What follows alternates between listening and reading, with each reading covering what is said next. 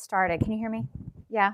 Just a reminder, we're, as always, live streaming, so, don't say anything you wouldn't want heard around the world, I guess, is the lesson from that. Welcome to the Howard H. Baker Jr. Center for Public Policy at the University of Tennessee, where we are rapidly on our way to being the Baker School of Public Policy in short order. We're waiting on a couple more approvals, and then that'll go through. So we're very excited about that. We're honored tonight to host these guests in conjunction with the Department of History and the new, or newish, Department of Africana Studies. What a great way to honor Black History Month to have three civil rights historians here in our midst. We have Cynthia Fleming and Brandon Winford, who will be interviewing National Civil Rights Museum President Russ Wigginton. And they're going to bring their insights on the greatest civil rights story ever told, its legacy in our society today, and the public history that supports it. So let me introduce our guests. Dr. Cynthia Fleming was a pioneer for Black women scholars and has a career of both making and teaching history. In 1977, she became the first Black woman to earn a PhD in history at Duke University. In 1982, she became one of the first two Black women faculty members here at UT's College of Arts and Sciences and the first Black woman professor in the history department. She would spend her 32 years of service here until her retirement in 2014. Dr. Brandon Winford is an associate professor in UT's history department. He's a historian of late 19th and 20th century United States and African American history, specializing in civil rights and Black business history. And he co-founded the Fleming Morrow Endowment in African American history in honor of two pioneering Black professors in arts and sciences. And then our guest of honor, Dr. Russ Wigginton, serves as the president of the National Civil Rights Museum. From 2006 to 2019, he was vice president for external programs and college relations at Rhodes College, and then became vice president for student life and dean of students. And he taught in the history department at Rhodes, so he is no stranger to all the parts of a university. He was there teaching for 8 years, specializing in African American and community history, and he published a book entitled The Strange Career of the Black Athlete, African Americans in Sports, as well as articles and essays on African American social and labor history. So ladies and gentlemen, please help me welcome Drs. Fleming, Winford, and Wigginton.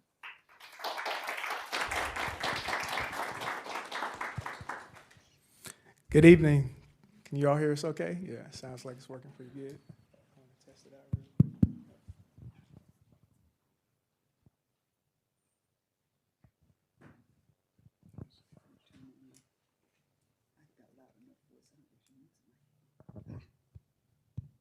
It's the live stream, it helps. Oh, that's right. Yeah.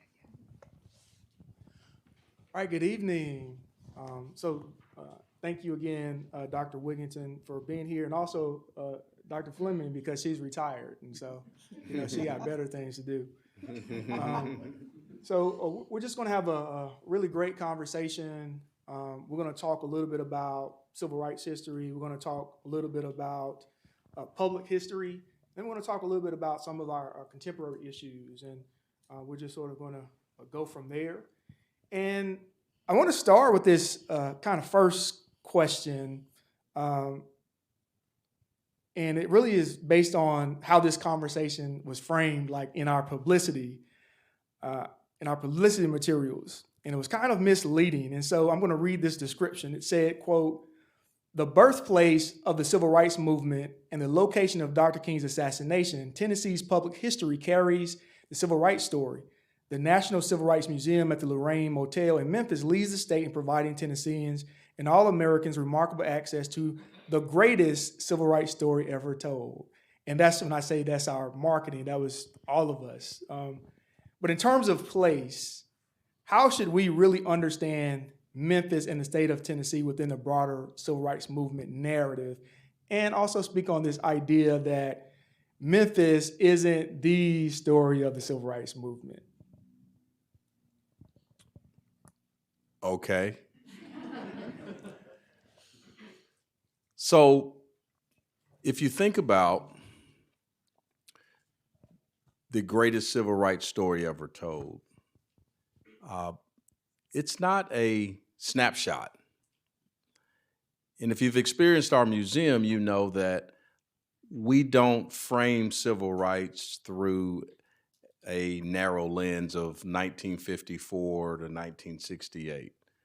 The greatest civil rights story ever told is a comprehensive look and the integration, if you will, of the plight of Africans and African Americans in United States history and its founding.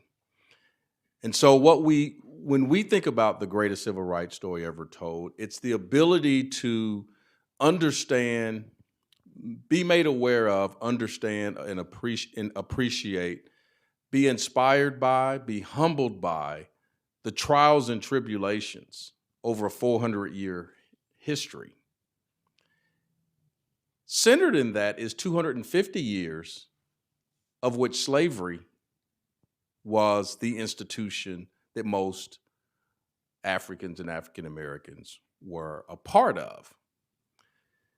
And so the context is really important, because when you get to the post-slavery dynamic and you begin to investigate all of the strategies, all of the efforts of sacrifice, all of the resiliency, you have a context in which to understand what people were fighting for and why it was worth fighting for. And when you think about the shoulders that Dr. King stood on, and you think about his ability to make a transitional pivot in the conversation and the strategies and the approaches to civil rights.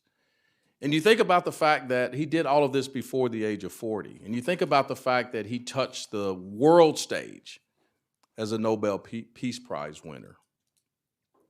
And that he died on the balcony of a little old black motel in Memphis, Tennessee, trying to get justice for garbage workers. Oh yeah, it's the greatest civil rights story ever told.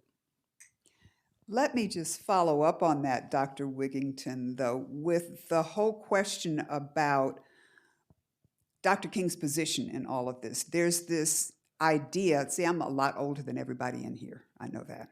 And I remember when Dr. King was assassinated. I remember when Malcolm X was assassinated. I remember some people saying, oh my gosh, the movement's dead, we can't go on without him. But as an oral historian through my long career, I was privileged to interview almost all of Dr. King's inner circle to get the real story about what happened, and interview a whole bunch of folks whose names you will never know. And if we could resurrect Dr. King himself and bring him back here and ask him about this, he'd be the first one to say, I didn't do it. That's right. All these other people. How does the museum deal with that? Because there's that King-centered approach that we as a society have, but you, the museum, have to deal with what the real story is. So if you look at our mission, it is not the Martin Luther King Jr. Museum. It is through his nonviolent approach that we tackle issues of civil and human rights and social justice, and that we serve as a catalyst for change and to educate. And so if you experience our museum, without a doubt, seeing in the interplay and the emotion of witnessing room 306 is extremely important. But throughout the museum, starting with the first exhibit with a in-depth discussion on the Atlantic slave trade, all throughout the people who are lifted up, whose names you otherwise would not have known. The focus on the various strategies and approaches all throughout the South and the country. So the museum's approach from day one has been, we obviously have to recognize Dr. King, who lost his life here, but this is a struggle of a people. And let us introduce some of you to the people who were most influential for Dr. King and whose shoulders he stood upon. And the people whose names, as you describe it, and faces you otherwise would never have any idea of who they are. And so to us, it's really about a sense of empowerment for all the individuals who may visit our museum, that each person can make a difference. They have a role and a responsibility through their respective lenses of being a positive contributor to society, of treating people with dignity and respect. So Dr. King's presence is obviously there. We wouldn't have it any other way. But much like you said, Dr. Fleming, the reach and influence and the power of so many other people is really where the magic happens, we think, at the National Civil Rights Museum. Yeah, and I was there as recently as last July, and one of the things I was impressed by was, yes, you get there and it's this larger civil rights story, but there's a permanent exhibit from 1619 to 1865, right? Mm-hmm. So as an entry point, it's the civil rights movement, but then you're there in that space and you learn about, no, it's not just the civil rights movement, but it's the experiences of African Americans. And sorry to begin on that note, just kind of with those heavy questions. I appreciate it. I'm on a college campus. That's how it's supposed to be. Our audience, for most of the part, we all have a general understanding of the museum as an important aspect of public history.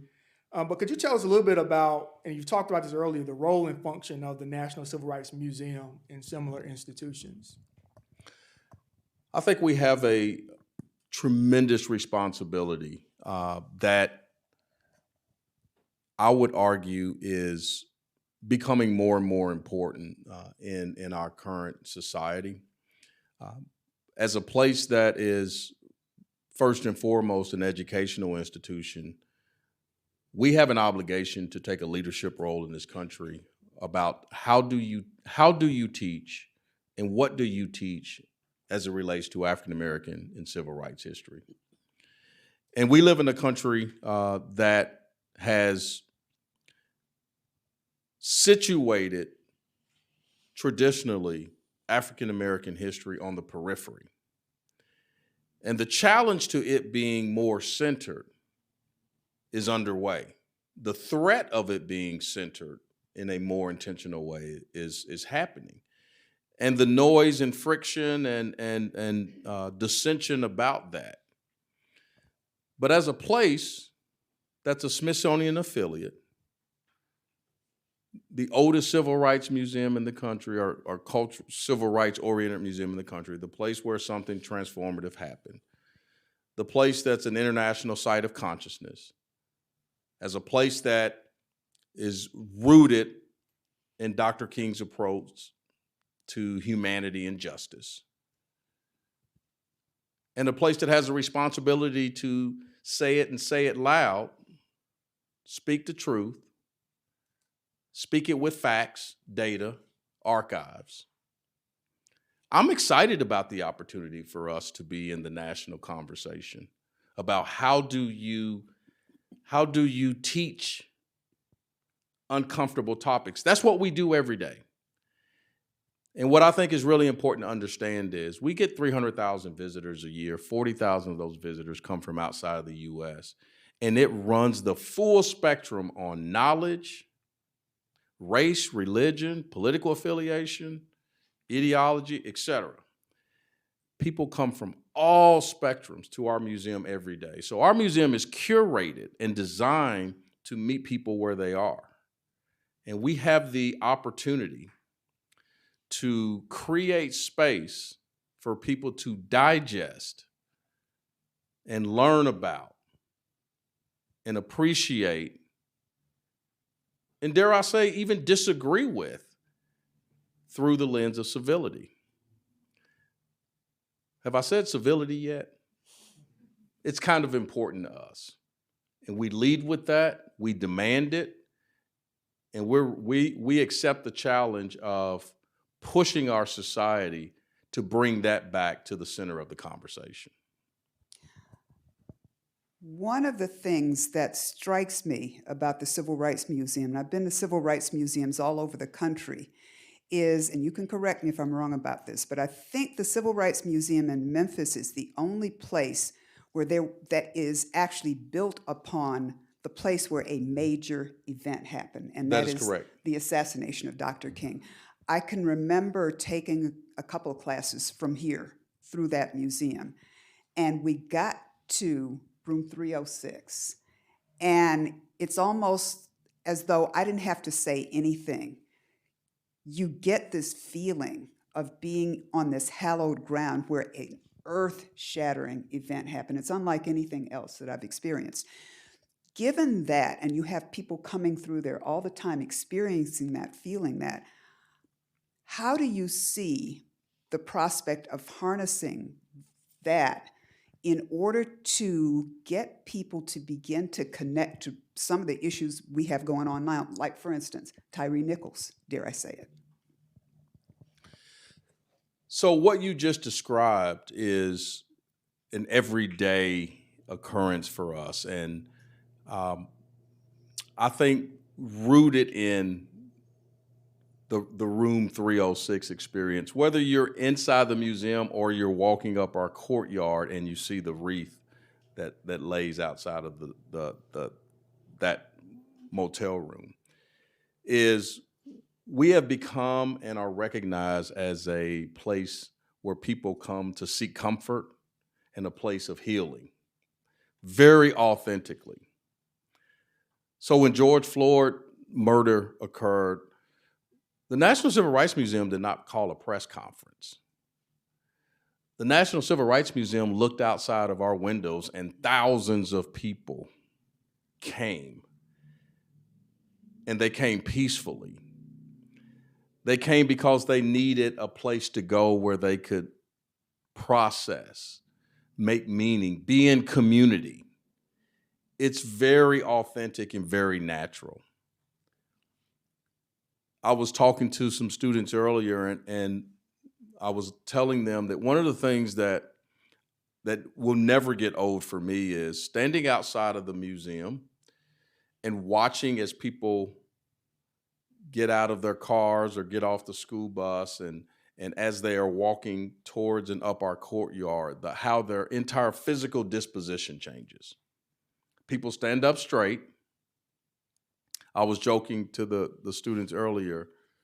The eighth graders who would normally be punching and fussing with each other, the teachers don't have to call their names. They know there's somewhere where that there's a certain kind of reverence. And you can't engineer that. And so we capitalize on that. We've got your undivided attention. You may not know what's about to happen, but we've got your attention. And so with that attention, we create this space where there's warmth. We know people may be nervous and anxious about what's about to happen. Our staff is prepared to make you feel like you are the most important person in the room.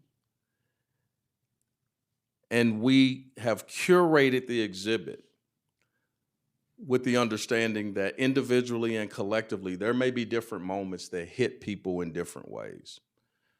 All of this has to be intentional if you are going to truly be a convening place and a place that's recognized where tough conversations and emotion-provoking opportunities will unfold.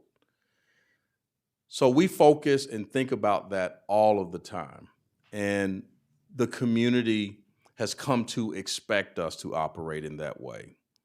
And keep in mind, every single day, there's such a breadth of diversity of people who are in our space at any given time. And so we get the daily practice, if you will, of engaging with people and getting feedback and understanding what people are experiencing in the moment. And we take that information and we incorporate that into some of our programmings, some of our potential rotating exhibits, if you will. All of these things are built with that in mind, that we have to be a place where everybody feels like they can come and be recognized regardless of where they stand on any particular issue. I had some follow-ups to mention Tyree Nichols and being beaten by Memphis police and later dying as a result of that brutal beating. Well, first, as a citizen of Memphis, I wanted to just ask you, generally speaking, how were you and your family impacted? You've been a citizen of Memphis for quite a long time. How are y'all impacted by this incident? Just first. Yeah, it's it's still being processed by me, and I think so many in our community. I mean, it's you can't help but to think about moments like Emmett Till and so many others. You can't help but to think about the history of violence and the assassination of Dr. King. But I will say that I have found a unbelievable resilience in our overall community. You know, for some people, their first impression and image of our city is they turn straight to our crime and our violence. We're well aware of that. That's the first thing a lot of times people think about when they think of Memphis. But if you think about what just happened there, and you think about how our community responded with nonviolent, multiple forms of protest, how our community has come together and supported each other, how our community is focused on Tyree Nichols' parents and family. It's been a model for our society. There were a lot more other things related to this happening in other parts of the country than happened in Memphis. Memphis is a resilient city. I mean, it's a tough city, but it's a city that's prideful, and it's got a soul and a spirit and an ability to come back time after time. And that's what our city is doing. I also thought about the fact that Al Sharpton called the museum and said, I need to come to the museum before I do this eulogy, because I need to get my strength and the spirit from the museum.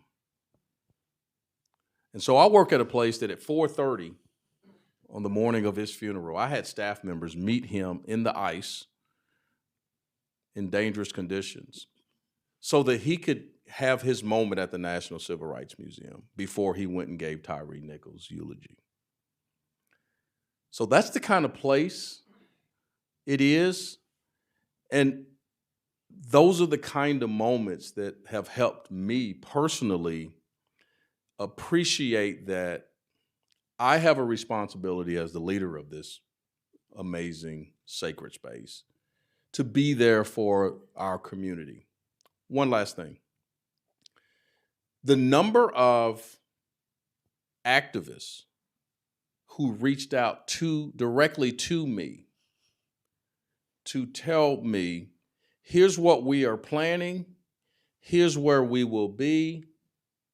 If we come to the museum to pull the community together, here's what time it will be. That's about relationships and a place that has earned the trust of the community. And so I don't take that lightly.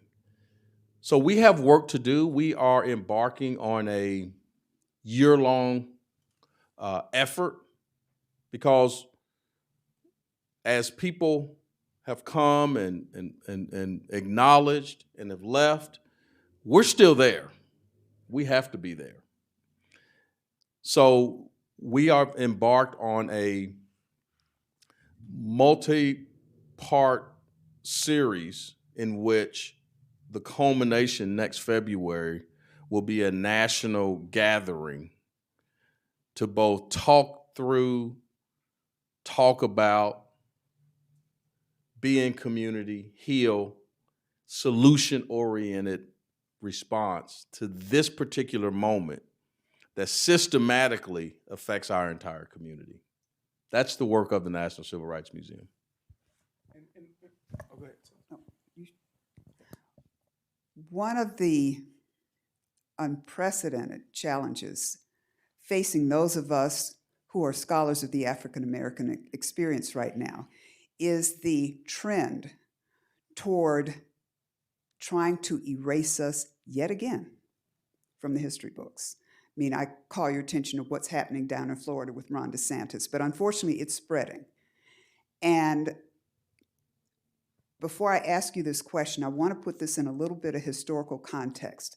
I'm old enough to remember when we were erased. My career parallels that time when we were brought into, we being the African American experience, were brought into academia. But there's a tendency to try to erase us once again. What role can an institution like the Civil Rights Museum play in trying to ensure that that does not happen? I think we can play a critical role and frankly have a responsibility. When you think about so much of the conversation, if you will, about what you can teach and who you can teach it to and who can do the teaching and all the things that you're describing that are on the table, if you will, as a recognized, credible, fact and source-based institution that doesn't need school board approval, but has to speak to society at large. I mean, one of the things I say about the museum is no particular group should worry about being uncomfortable at the museum. We got enough discomfort for everybody. Like, you can't go through our museum if you're awake and not have some uncomfortable moments. I dare you to try it. It will, because it's situated that there's going to be some things that are going to hit you personally that you may not see coming. So we're built for that reason. And we also have a responsibility to be a place of convening where those conversations can happen across the aisle, across the ideology, across the table. As uncomfortable as they are, we're the place that wants all those people in the room, and we're going to set the tone for the conversation. It's going to be through civility. We're going to demand that. So we welcome the opportunity. We raise our hand for those kind of conversations to happen. But also understand, we got the archives, we got the facts, we got the data, and we're going to put it out there. And all of it's not going to always feel good to all the people. But that's what we have to do. And if you don't know much about civil rights history and you're curious, there's a space for you. If you think you know quite a bit, you don't know as much as you think, we can help you there too. And if you're an expert, like these scholars up here, I promise you, they've been to the museum. There's something they pick up on or piques their interest and curiosity every time they go to the museum too. And we have a curriculum that's appropriate for the 6-year-olds. All the above. So yeah, we raise our hand. We're embarking on a renovation that will focus on the legacy building, the building across from the motel and the park beside it. It is imperative that we do this because it will focus on answering the question of Dr. King, the title of Dr. King's last book, Where Do We Go From Here? Chaos, Our Community. And we're on this continuum, always as a society, between chaos and community. And when people leave room 306, they say, what happened to the movement? And that building is set out to help answer that question. The themes, the efforts, the movements that came out of the traditional civil rights movement will appear there. And the reason we have to do that is, I think about the 12-year-old all the time. Because right now, they may have a grandparent who can vividly remember what happened on April 4, 1968. But in the next decade, by the time they are students here, the likelihood that they'll have somebody to recall that, those numbers will be fewer and fewer.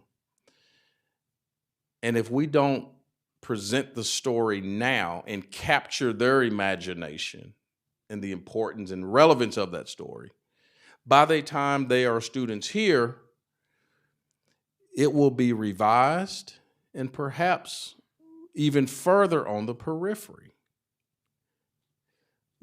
April 4, 2023 is the 55-year commemoration of Dr. King's death. If you're a 12-year-old today, think about what 55 years ago means to you. It may as well be World War I. There's no connection. So without the intentionality of lifting it up and centering it as part of the American experiment, we run the risk of minimalizing the contributions of so many people across the spectrum that have made this country what it is on its best day. I don't know if you really have a response to this. And part of what we're talking about is laws being passed against the teaching of critical race theory, laws that have banned particular books, writings like the 1619 Project, efforts to interject in Florida, efforts to interject in the AP African American History curriculum.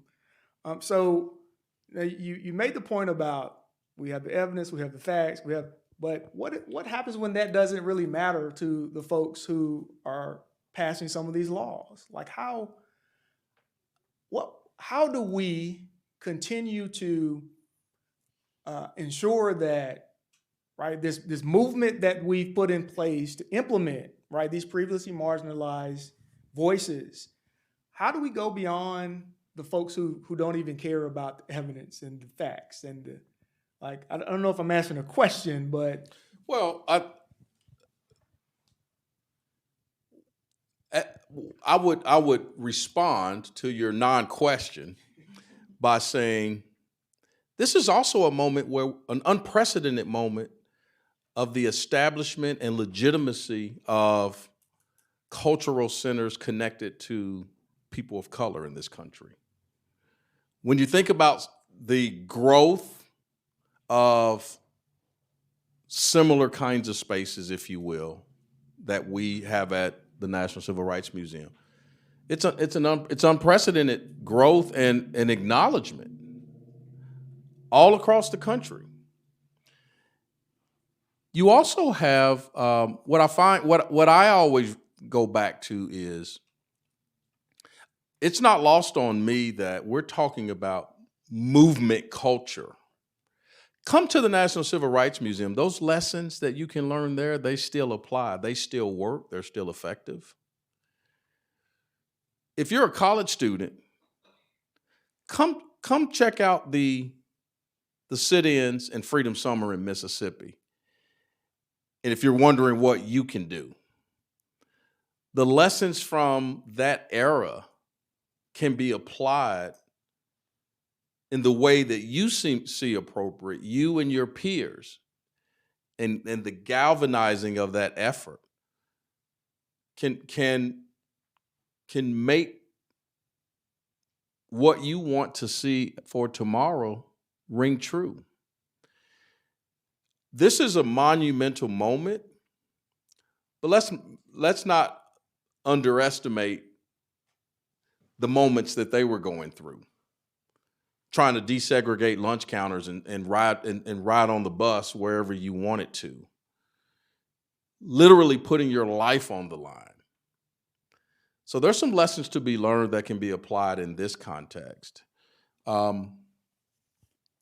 I often think in terms of marathon instead of sprint. What I'm not doing is in any way minimalizing the intensity of the moment.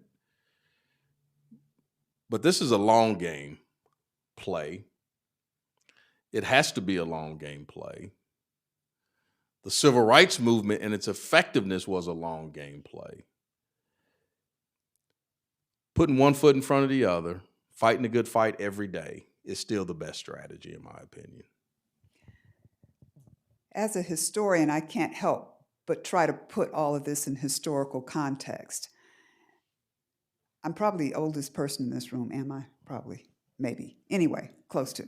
Anyhow, I remember back to the time where the idea of having a museum about the African American experience is something that didn't even occur to anybody. I mean, what's that? I was a freshman in college when Dr. King was assassinated. So there were no African American museums at the time. We are now taking these kinds of institutions for granted because you grew up in a society where it exists. So what I'd like for Dr. Wigginton to talk about is what was the struggle to make a museum like this? So the National Civil Rights Museum was founded in 1991. Dr. King died in 1968. Essentially, it was in disrepair and an eyesore, both visually and psychologically, for our city. It lay dormant, basically, and was a place of ill repute, you might say, for 20 years. And three business leaders, D. Army Bailey, Chuck Scruggs, and A.W. Willis, because of the threat of it being torn down and made a parking garage, they began raising money. They worked with individuals, they worked with the state, they worked with everybody, and they pulled it together and they said, we're going to establish this as a museum. To the chagrin of many people, and what I can tell you, if you go back and look at some of the articles when the museum opened, I promise you nobody was projecting that 32 years later that I would be talking about our plan in the next 3 to 5 years of having 500,000 visitors. They wouldn't have been talking about the fact that we have an $11 million operating budget and a $20 million endowment and no debt, and a committed board and national partners. They wouldn't have been talking about being a Smithsonian affiliate who works with museums all across the country. So yeah, but that was because people were committed and they were relentless. And don't get me wrong, that part didn't happen overnight either. It was one foot in front of the other. Doing a significant renovation. My friend Beverly Robinson led that renovation that was completed in 2014 that took our visitorship from 200,000 to 330,000 in 5 years. So you have to understand all of those things to say, yeah, this is an important moment, but we're not going anywhere. Well, we are going somewhere. We're going national, and we're centering ourselves in a much more intentional way. What we're not worried about is whether or not we're going to be erased. The museum in DC, there are people who know what they're talking about would have never predicted the magnitude of that facility. And so you have to calibrate the challenge, if you will, with the reality that there's a network and a support system that's now national and international that you can tap into. And if you're a person who's looking to find your voice and be engaged, you have more resources at your fingertips now than you ever did, than you would have had certainly in the 1950s or 60s. You couldn't send a text message. You couldn't communicate as easily as you can now, and you were leaving it to chance. And you just had to believe that what you were doing was and stood for right. I think what we're doing now stands for right too. We're going to ask one more question, then we're going to open it up for Q&A, because I know audience members have a lot of questions that they want to ask. So kind of then thinking about where people can go, you go to the museum. So let me just ask the question. What do you say to folks who see institutions like the National Civil Rights Museum, right? They support it, right? Even folks who may not support, on a contemporary sense, issues of civil rights. They support the museum, they think it's important, but in some ways it becomes this kind of crutch, a way to absolve them from addressing and dealing with themselves our contemporary civil rights issues. What would you say to someone to get them to move beyond the museum as this crutch and as a way to absolve themselves? In other words, how do you then take the museum and get people to move beyond the museum and to engage their community?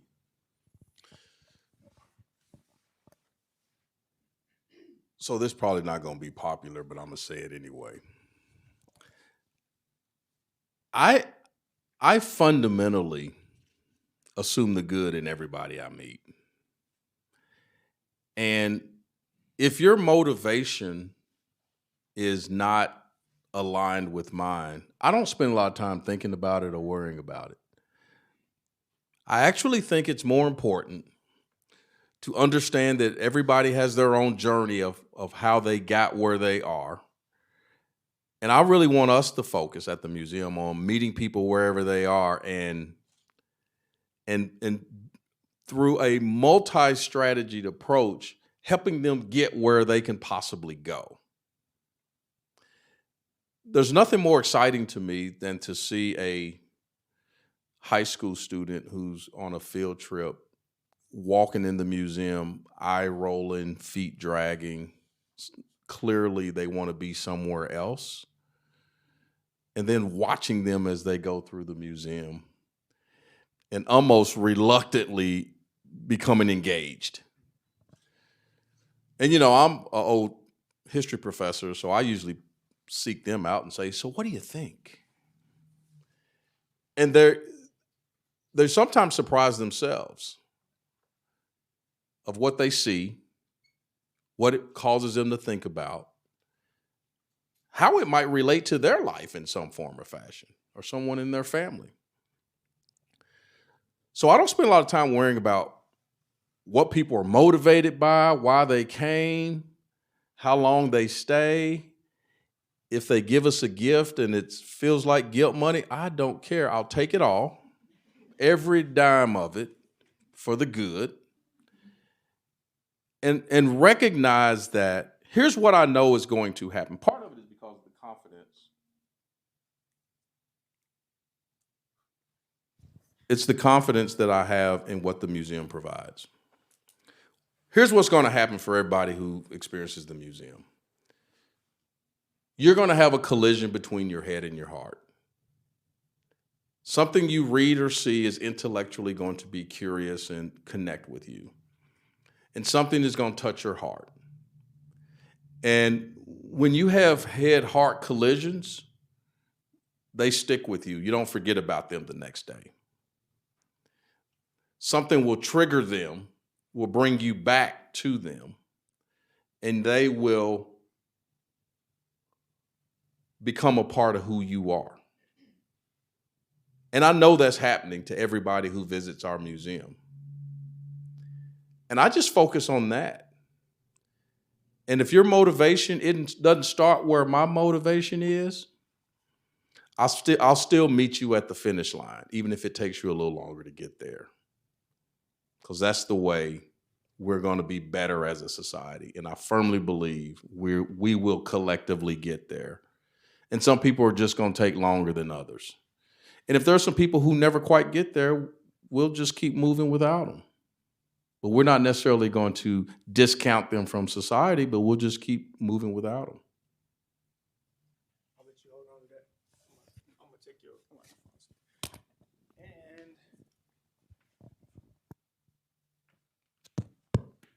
and questions. We have about 10 or 15 minutes for questions.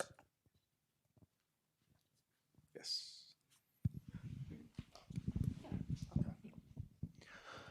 Thank you for the insightful discussion. I was just wondering if you could speak on some of the mind-heart collisions you spoke about that led you to the path you're on today. Are you a graduate student? No. I just felt like a prelim question. I appreciate the question. Personally, boy. So I've had several. I'll reference one in particular that happened when I was in the 9th grade. I attended high school in Nashville. I went to Father Ryan High School in Nashville. And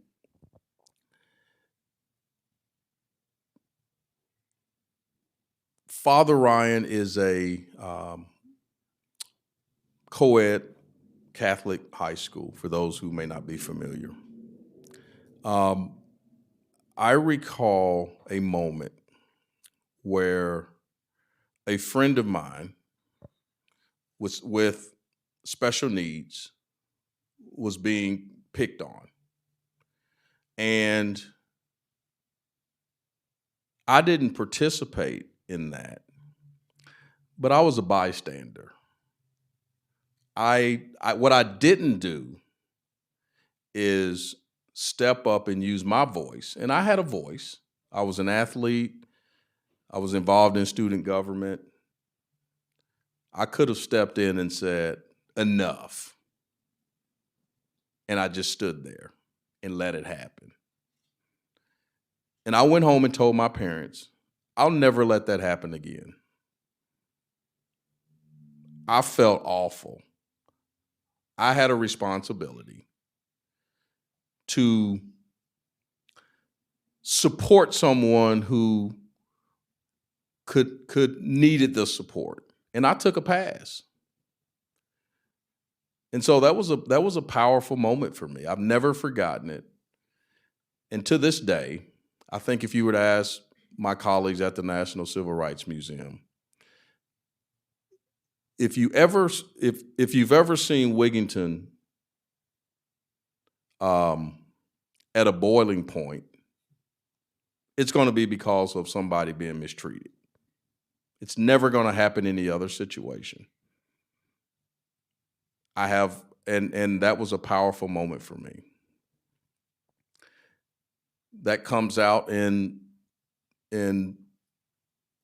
spaces throughout, obviously, some of the exhibits and the dynamic of the museum every day. And I'm also conscious about people not always putting their best foot forward. Doesn't mean that they get dismissed from society.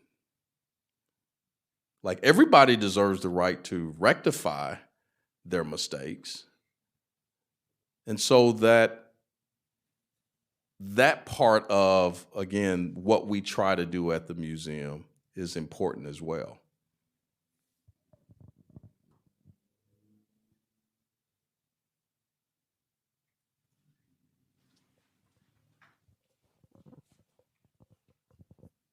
Hi. I would first like to thank you for, just hearing you out. That was amazing. So I just want to speak on a little bit, going to PWI. I was able to go on a trip over the break, and I went to the museum in Washington, D.C., and I went with a lot of African-American men, and when I went, it was eye-opening. Going here, I don't usually get a lot of that.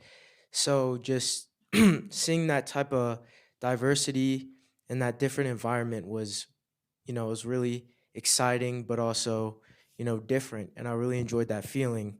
And I'm in a couple of programs and clubs that encourage or are are like safe spaces for minorities and people that look like me to talk about experiences that we've gone through here, and things that have happened. And I was just wondering how, we embody that comfortable, like we bring that comfortability here. We kind of spread that message, and, we make campus a safe space for everyone all the time, and not just in those spaces where we have to seek to find people like us. Because, I mean, in all my classes, there's never a predominantly, African American or minority class I've ever been in. I'm even in African Studies class, and it's not predominantly African American or minority. So yeah, I guess that's my question: is, how do we create that safe space everywhere without having to seek it out? And these UT students are nothing to play with, are they? Thank you for that question. Well, I think it's multifaceted. I'm gonna share the responsibility. So the teacher sets the tone for what happens in the class. I'm a firm believer in that. The culture and the expectations and the how they opt to handle or either handle uncomfortable moments or embrace and step into those moments and model for students how you do that, like she used to do and like he does, I'm certain, right? So if you create that, then the sting of it each time it lessens. So students begin to expect, boy, I'm gonna go in Dr. Fleming's class today. I know it's gonna be at least 3 zingers, right? And what happens though? Seriously, what happens when your expectations change? Because everybody's gonna survive. She is going to guide us through whatever moments of uncomfort or discomfort or anxiety that we're having, and we're going to get through this. And if you look around and you see some other wide-eyed nervousness, y'all can be scared together. I mean, there's nothing like fear that makes people come together, right? Or discomfort. So that's one side. The other side is you came to college, you came to this great university for a lot of reasons. And part of that is having practice and the experiences and the maturation process of managing your way through those kinds of situations. So maybe you're not the kind of person who intuitively would step up and take a leadership role in those kind of situations. But I can promise you this is the best place to get practice doing that. The costs are relatively low. There certainly aren't the costs that they are if you haven't practiced and you wait until post-college to do it. And the worst thing that can probably happen is that you aren't very good at it and you got to practice some more. And this will sound maybe a little corny, but it's okay to be inspired by historical figures who demonstrated courage in a certain kind of way as motivation. I mean, step into that at your pace, but set a goal that, you know what, I'm going to make this semester, in addition to making a 3.75, I'm going to meet 5 people who look lost and bring them into my hug, in my core group. Those are my goals for the semester. It makes for a much more fulfilling college and university experience. And I can assure you, when you get to be my age, you won't remember your GPA.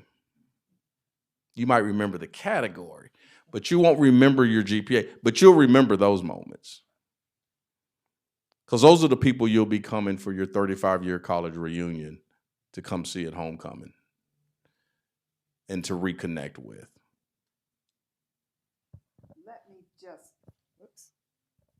Let me just say real quickly, because I taught here for 32 years, and let me tell you how much fun I had as one of the few African-American professors on campus. Stand up whenever you can, in whichever way you think will be effective. And I'll tell you just real briefly about an experience I had.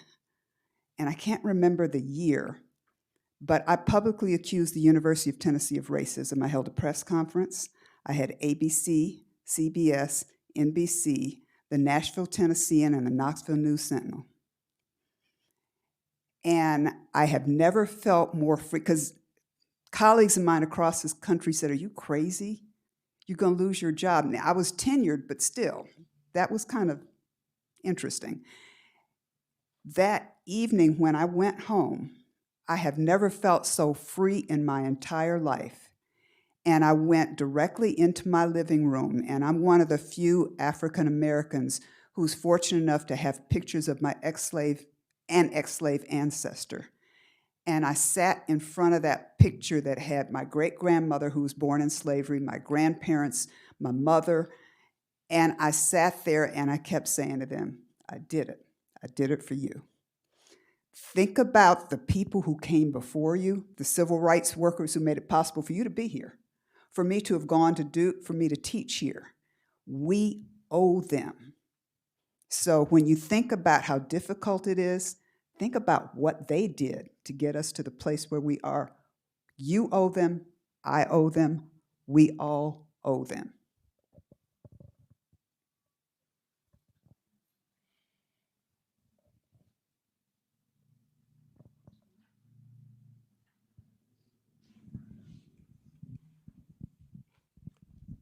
I wanted to thank you for your work, first of all. Do you have any special activities coming up on the 55th anniversary of the assassination of Dr. King? Yes, sir, we do. April 4 is a day that the world comes to Memphis routinely, and as the 55th, that will certainly happen. We will have, if you think about there are 2 people still living who were on the balcony on that day. We hope they both are there. We hope they're both able to come, and that would be Andrew Young and Jesse Jackson. Jesse Jackson was able to be with us last year, and so we hope to have that special moment for sure. We will have speakers. We will have music.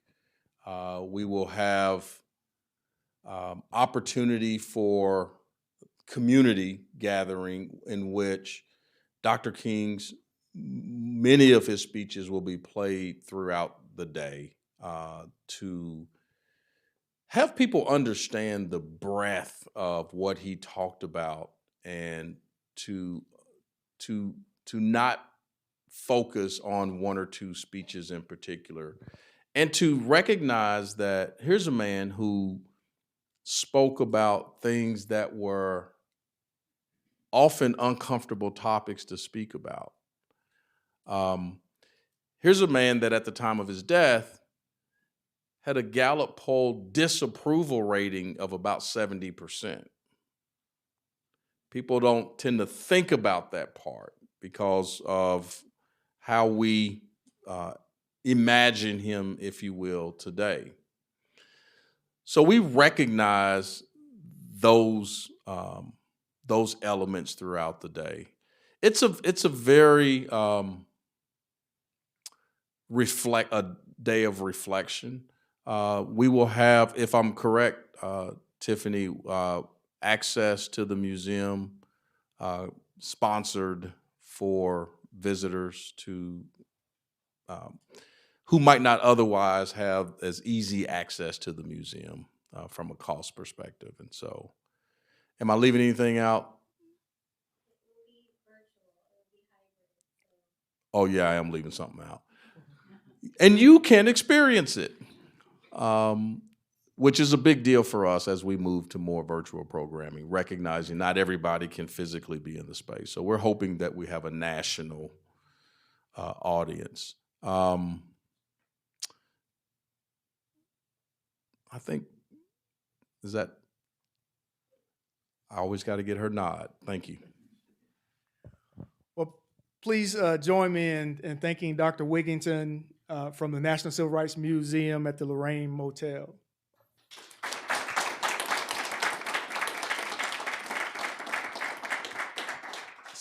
Speaking of upcoming events, the Department of History will hold its 8th annual Fleming Morrow Distinguished Lecture in African American History. And this year's lecture is going to be titled America's Real Sister Act, The Hidden History of Black Catholic Nuns in the United States. And that's going to be from 5:30 to 7 in Strong Hall, which is just across the bridge right here. All right, so join us for that as well. Thank you. Good evening, everyone. I am Dr. Shayla C. Nunnally Violet, and I'm the head of our new Department of Africana Studies here at the University of Tennessee. And it is such a pleasure to be able to thank you for joining us this evening. And I also would like to extend additional special thanks to Dr. Fleming, Dr. Winford, especially Dr. Wigginton for joining us, Dr. Wanamaker, David Smith, as well as Dr. Susan Lawrence with the Department of History, and collaborating with us to bring you this program this evening. As I stand before you, I know you're probably thinking, she has several colors going on here. Well, that's intentional. Also to highlight that as we are closing out what is Black History Month, what started as Black History Week in 1926, it is important to think about the conversation that we had today, that indeed Africana Studies also has become political. And what that means for how we not only think about what is the history, but what is contemporary society, and what was not just erasure, that as we think about the academy, even still, there's an attempt to include what is the study of people of African descent around the world. So for this conversation, I thank you for illuminating the significance of museums in public history and our understanding of what is our nation's past, as well as the past of people of African descent around the world. So again, thank you very much for joining us this evening. We have more that actually, Marianne, would you like to come forward?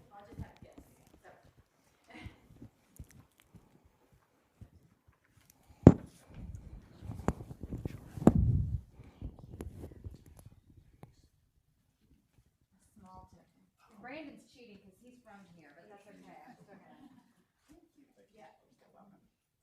Thank you all.